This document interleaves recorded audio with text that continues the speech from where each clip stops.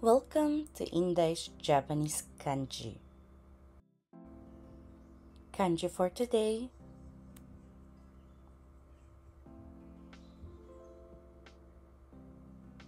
Level N3. Ate Emi, よろしくお願いします。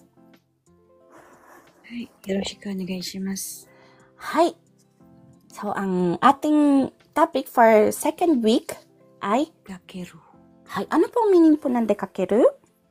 Lalabas. Lalabas. Kaparehas po siya ng salitang Gaishutsu. So des. Guys, kanina po sa vocabulary po natin po. Ano po? Gaishutsu suru. Hi, lalabas. Hi. Lumabas ng bahay. O kaya, lumabas. Hi. Or mamasyal. Hi, so ano po ang topic natin for today? Komatta toki wa, Kumatta toki wa. Hi, ano po ang meaning niyo po? pag na-trouble ka. Hi. Ka-problema. Kapag nagka-problema ay, meron po kasi siyang wa. Hi. Problema ay So des. So, ang una po Kumaru. natin na kanji, ano po? kumaru. そうですね。困るっていう感じです。Ano po ang meaning po ng 困る? Trouble. Trouble. Sa Tagalog, Mamroblema. mamroblema. Hay. Minsan po ginagamit po siya. そんなことしたら困るよ.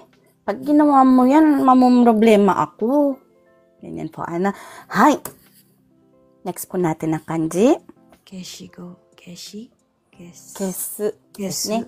Hay. So, maaari rin po siyang basahin as Ato, shu. Shu. yayu yo. Yo ですね。 Asho. そうです。しょう。 Kieru. はい。 Kesu. Hi. So, ginagamit po siya sa Jobo. Jobo. SH po Shobo. siya. Shobo. Shobo. Hi, ano po ang shobo? Shobo. Hindi ko alam. Ano ba yung shobo? Narinig niyo na po, Ate Emi, ang shobo siya. Shobo siya. Shobo siya ay isang sasakyan ng Ito. Hindi ko alam. shobo Ah. ay Alam ko na. Fire distinguisher. tao po yun, Ate Ay, Emi. firefighter. Tao po yun, Ate Emi. Firefighter. Shobo shi na po yun. Or shobo siya na muno yung tao po. Ano po? Hi. Wala po siya ditong shobo shi or shobo siya. So, ano po siya? Tagapagpatay ng sunog. Ano ba yun? May sumagot na pong tama si Romusan. Romusan, okay ninasay. Fireman? Fireman tao na po yan eh. Ano ba talaga? Ayan po, si Romusan, Fire si station. Nanay.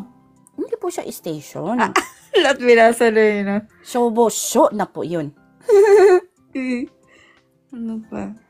Si Romusan po, at saka si Nanay, kanina ko pa po pinapangkitan nila eh.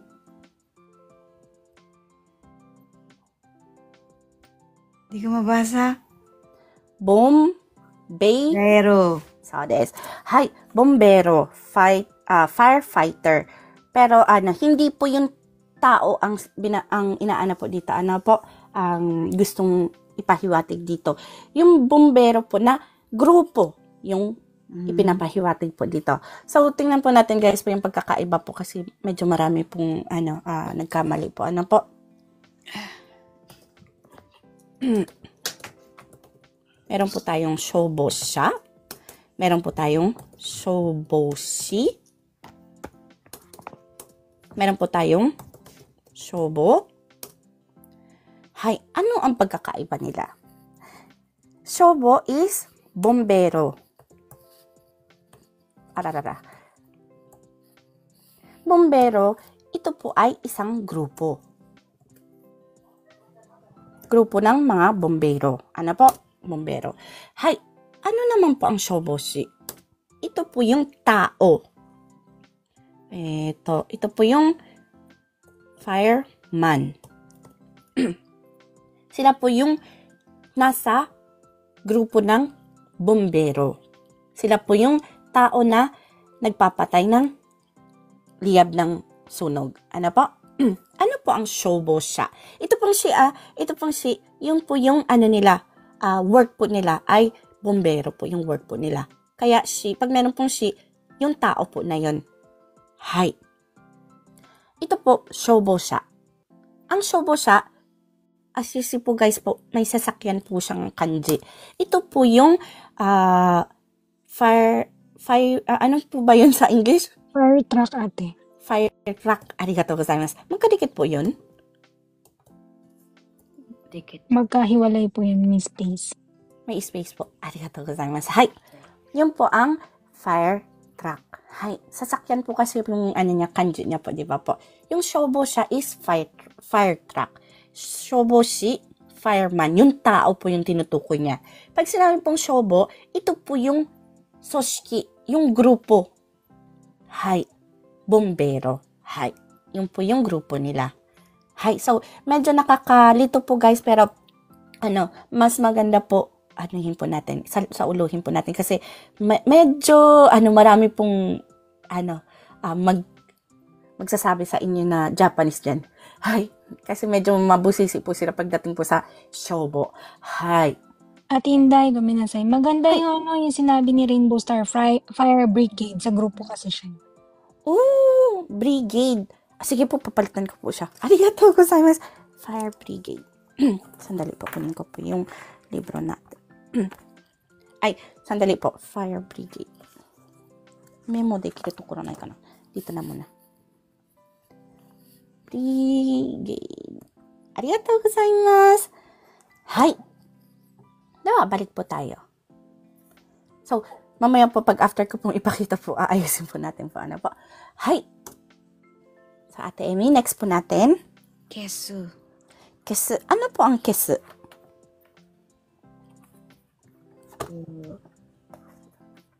Parang buburahin. Pwede po buburahin. Marami po siyang meaning. Papatayin. Papatayin. Hay. So, des. So, ang kesu, marami po siyang meaning. Hay. Meron po siyang bura na noun. Meron din pong pagtigok. Hindi ko kasi pwedeng banggitin. Baka mapagalitan na naman po tayo ni Tok-Tok. Hay. Pero pagtigok ng power. Hindi po pagtigok ng tao.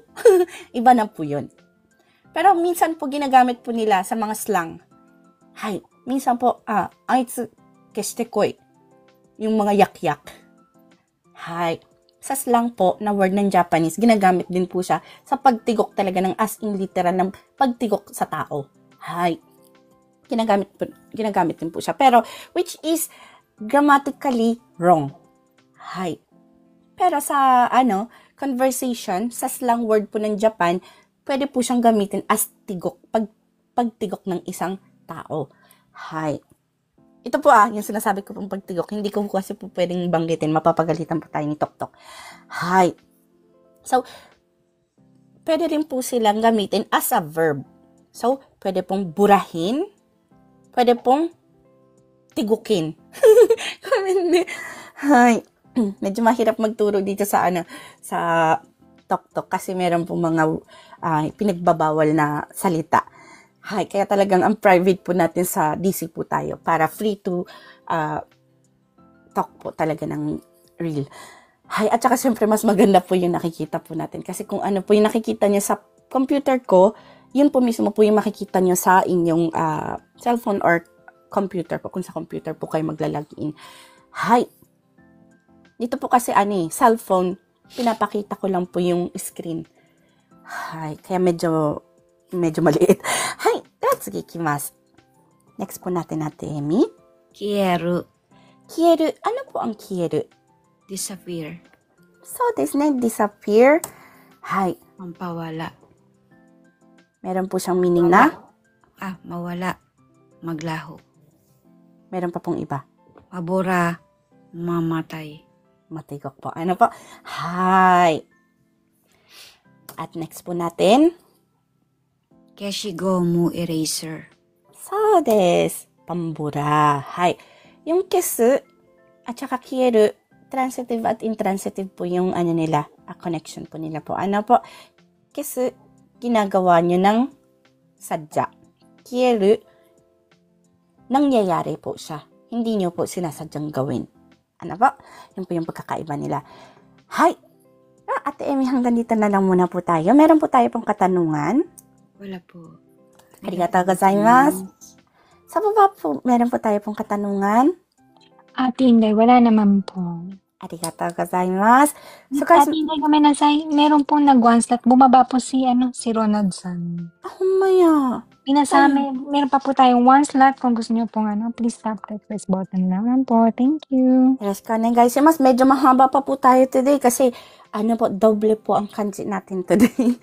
Hi. Sige desu ne. Jake-san, kaya medyo bibilisan na po ni Inday po yung pace ko po sa pag-share po ng knowledge po. Ano po? Hi, Jake-san, yoroshiku onegai itashimasu. はい、よろしくお願いします。Hindi po kayo po challenge po. Pinapakita na po sa inyo po. Onegaishimasu. Bo and fusegu. そうです。ぼう、防ぐですね。はい。Ginagamit po siya as Yobo. yobo. Hi. Ano po ang yobo? Hindi ko po alam eh. Daijoubu. Prevention, pag-iingat. So, that's prevention or pag-iingat in Tagalog. Hi. More on ginagamit po siya sa mga sakit po. Ano po? Hi. Sa mga mangyayari pa lang. Parang hindi mangyari. Ano po? Doon po siya ginagamit. Hi. Fusegu. Ayan po yung prevent. So, des. Prevent din po siya. At marami po siya. Yun po yung pagkakaiba na lang. Prevention, to prevent. Avoidance, to avoid. Ilag, umilag. Iwas, umiwas. Hi! Marami pong meaning ang fusegu kesa po sa yobo. Actually, ang yobo po, ito po ay isang noun lamang. Hi! Pero suru form po siya. Kaya pag ginawa po siyang suru form, magiging verb po siya. Hi! From prevention, magiging to prevent na po ang yobo. Hi! Unlike po sa fusegu, marami po talaga po siyang meaning. Hi! Meron pong prevention, to prevent, yung mga binasa po ni Jake-san po. Ano po? Hi. At saka kung mapapansin nyo po, ito pong kanji na ito po ay ginamit doon sa bombero. Hi. Di ba po? Shobo. Hi. Shobo. Hi. Siya po yung nag-i-stand for bo. Hi. To prevent po. Ano po? Hi. Gatsugi desu. Hindi ko po alam. Kyu or sugu. Suku. Hi. Suku desu ne. Hi. Kyu. O kaya naman po, suku. Saan po ito ginagamit? Suku. Hi. To. Para po may naririnig po ako sa inyo ng O na na pronunciation. Suku. Suku. Suku. Pababa po tayo. Suku. Parang Japanese.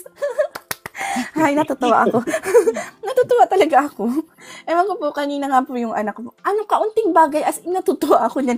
Alam ba, yung anak ko po, sabi niya po sa akin, pahingi ako man ng chopstick. Dito po sa bahay po namin, almost, po kami, ang ginagamit po namin na, chopstick, yung wood, para hindi na po, maghugas.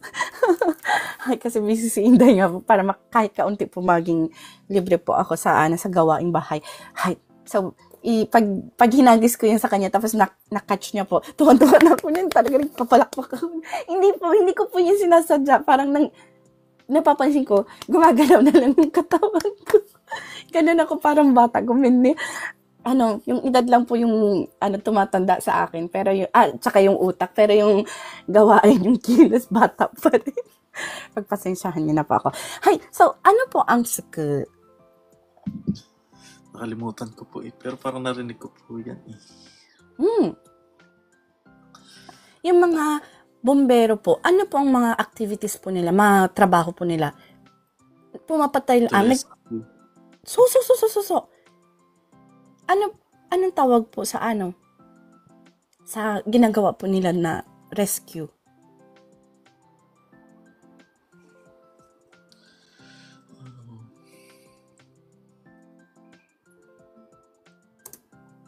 To prevent, pagliligtas, iligtas. Hay, to save, kumbaga po sa English po. Ano po?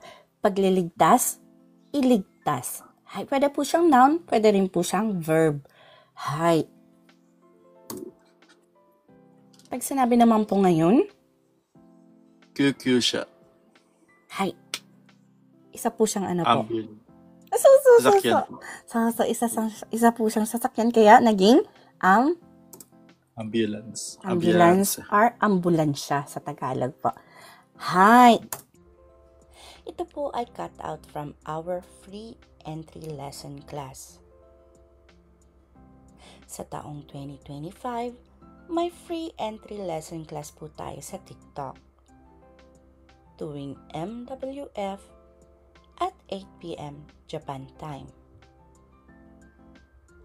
Kung nais niyo pong sumali, maaari niyo po akong hanapin sa pangalang Inday in Japan o at Mark Inday in JP.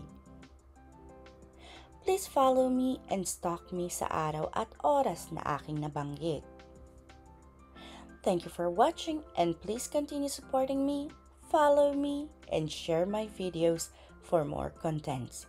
Maraming salamat po. Hanggang sa muli.